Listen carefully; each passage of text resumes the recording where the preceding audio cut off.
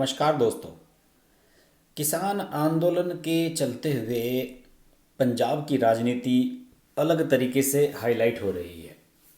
और पंजाब की राजनीति में जो दो मुख्य धड़े हैं, कांग्रेस और अकाली दल, इनकी राजनीति अलग तरीके से चल रही है।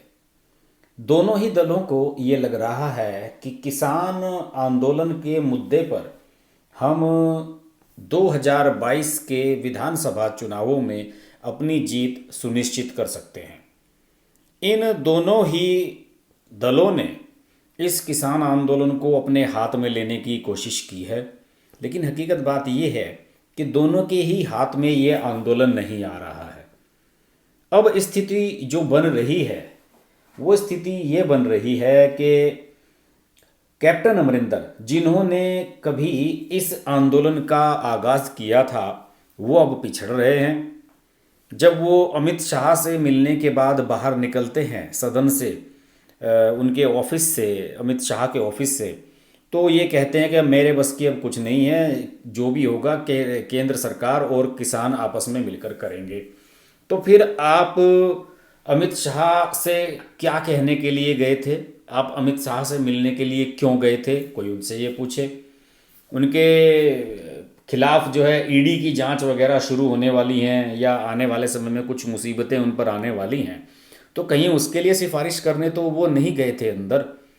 इसके अलावा अकाली दल जो कल तक बीजेपी के साथ था, वो अचानक ही इतना नाराज हो गया है कि उसने अपने केंद्र की सरकार से अपना समर्थन वापस ले लिया। हरसिमरत कौर बादल ने इस्तीफा दे दिया मंत्री पद से, और बड़े बादल साहब जो हैं, प्रकाश सिंह बादल, उन्होंने पद्म विभूषण लौटा दिया।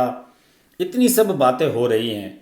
क्यों हो रही हैं ये सब बातें इसलिए हो रही हैं कि सबको 2022 सामने नजर आ रहा है। देखिए, बीजेपी का पंजाब में एज सच कोई बड़ा जनाधार नहीं है। पंजाब में बीजेपी जो भी रही है वो अकाली दल के साथ मिलकर ही रही है, और जो भी सब नतीजे आए हैं उसमें अकाली दल का भी बहुत बड़ा योगदान रहा है। तो बीजेपी के पास पंजाब में खोने के लिए कुछ नहीं है। वो तो सिर्फ एक दांव चलना चाहती है, और उसने कि ये दांव चला है, और इस दांव पर अपने इसलिए अडिग है क्योंकि उसे पता है कि इसमें आर या पार, या तो सब लोग अपने हो जाएंगे या सब लोग पराये हो जाएंगे। अभी पंजाब के विधानसभा चुनाव में 2 साल हैं, और बीजेपी ये चाहती है कि ये जो नए कानून आए हैं, कृषि कानून, ये लागू कर दिए जाएं, और इनके जो रिजल्ट हैं, चाहे वो पॉजिटिव हैं या नेगेटिव हैं, वो जल्द से जल्द सामने आ जाएं। खासतौर से पंजाब के बारे में, क्योंकि पंजाब के बारे में ये कहा जा रहा है कि पंजाब के किसान और तथाकथित व्यापारी इससे सबसे ज़्यादा प्रभावित हो रहे हैं। और चूंकि पंजाब में बहुत सारे ऐसे किसान हैं जो आड़ती का भी काम करते हैं, वो फसलों को खरीदने का भी काम करते हैं, उन्हें बाहर बेचने का भी काम करते हैं, एक्सपोर्ट इंपोर्ट का भी काम करते हैं। तो उन सब के हित प्रभावित हो रहे हैं। उन्हीं से जुड़े हुए ये सब लोग हैं। जो खिलाड़ी अपनी अवार्ड वापसी की बात कर रहे हैं, या कुछ बड़े म्यूजिक कलाकार, संगीतकार, गायक जो इस आंदोलन से जुड़े हैं, उन सब के परिवार कहीं ना कहीं उनके हित भी इस जो कृषि बिल हैं, इनसे जो कृषि कानून हैं नए, उनसे प्रभावित हो रहे हैं, और इसलिए वो इतने एक्टिव हो रहे हैं। बहरहाल, मैं बात सिर्फ ज़्यादा बड़े उस पर नहीं जा रहा हूँ, मैं सीधे आ रहा हूँ शिरोमणि अकाली दल पर। शिरोमणि अकाली दल पिछले विधानसभा चुनाव में और लोकसभा चुनाव में पूरी तरह खत्म हो गया। इसके आप जरा नतीजों पर गौर करिए।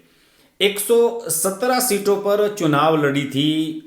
117 सीटें हैं पंजाब में कुल विधानसभा की, और उनमें शिरोमणि अकाली दल 94 सीटों पर चुनाव लड़ी थी।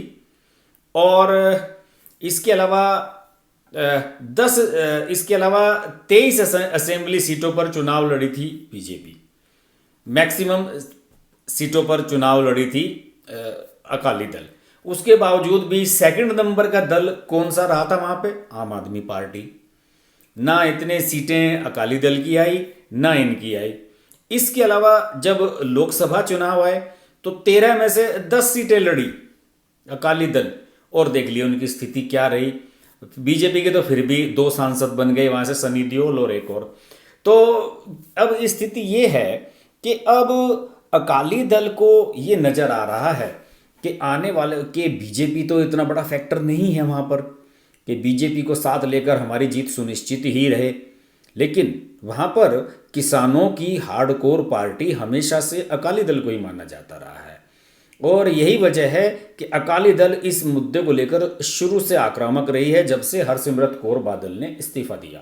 ये जो 2017 के विधानसभा चुनाव हुए थे उनमें अकाली दल की 15 और बीजेपी की 13 यानी कि 18 सीटें आई थी, जबकि आम आदमी पार्टी की 19 सीट आई थी। 2019 के लोकसभा चुनाव में शिरोमणि अकाली दल और बीजेपी अलायंस को केवल 4 सीटें मिली थी, जबकि 13 में से 10 सीटें ये लड़े थे अकाली दल, और सुखबीर बादल और हरसिमरत केवल 2 ही लोग जीते थे और 2 सीटें बीजेपी की थी, एक सनी देओल वाली सीट थी। तो ऐसी स्थिति में अब पंजाब में अकालियों को ये लग रहा है कि यार अगर किसानों के हम हितैषी हैं, किसानों की पार्टी हमें कहा जाता है, तो हम पर तो दबाव निश्चित रूप से है ही, और इसी दबाव की वजह से ये जितना भी डेवलपमेंट चल रहा है ये सारा चल रहा है। फिलहाल इसमें स्थिति ये बन रही है कि बड़े बादल साहब प्रकाश सिंह बादल जाते जाते, अब उनकी उम्र 92 साल की हो चुकी है, अगली बार वो चीफ मिनिस्टर नहीं बनेंगे, चाहे उनकी अकाली दल फुल फ्लेज सरकार भी बना ले। या तो सुखबीर बादल बनेंगे, हरसिमरत कौर बनेंगी, या कोई उनके परिवार का आदमी बनेगा। तो ऐसी स्थिति में बादल साहब आखिरी दांव खेल रहे हैं, और ये जो अवार्ड वापसी उन्होंने की है पद्म विभूषण, ये सिर्फ एक टोटका है। इस टोटके से मुझे नहीं लगता कि कुछ होने जा रहा है। अलबत्ता शिरोमणि अकाली दल पे ये दबाव जरूर है कि वो ये साबित करके दिखाए कि हम किसानों की रियल पार्टी हैं, जबकि इस मामले में शुरुआत की थी कांग्रेस ने। राहुल गांधी ने ट्रैक्टर यात्रा निकाली थी, आप याद कीजिए, ट्रैक्टर पर बैठ के निकले थे, जब कैप्टन अमरिंदर उनके साथ निकले थे। लेकिन कांग्रेस के हाथ से यह आंदोलन निकल चुका है, और अब इस स्थिति में क्या होगा आने वाले समय में कांग्रेस भी खुद नहीं जानती, जब अमित शाह से मिलने के बाद भी कैप्टन अमरिंदर कोई नतीजा नहीं निकाल सके। तो फिलहाल मुझे लग रहा है कि जो शिरोमणि अकाली दल है उसने अपना ये आखिरी दांव खेला है, और इसमें बादल साहब ने अपनी जान की बाजी लगा दी है अपना पद्म विभूषण लौटाकर। देखते हैं कि इसका जो इम्पैक्ट है वो कैसा निकलकर सामने आता है, और आने वाले समय में अकाली दल किसानों की पार्टी का खिताब अपने पास बरकरार रख पाती है या नहीं। पंजाब की राजनीति, किसान आंदोलन, इस पर हमारी नज़र बनी रहेगी। देखते रहिए हर्ष की बात लाइव। नमस्कार।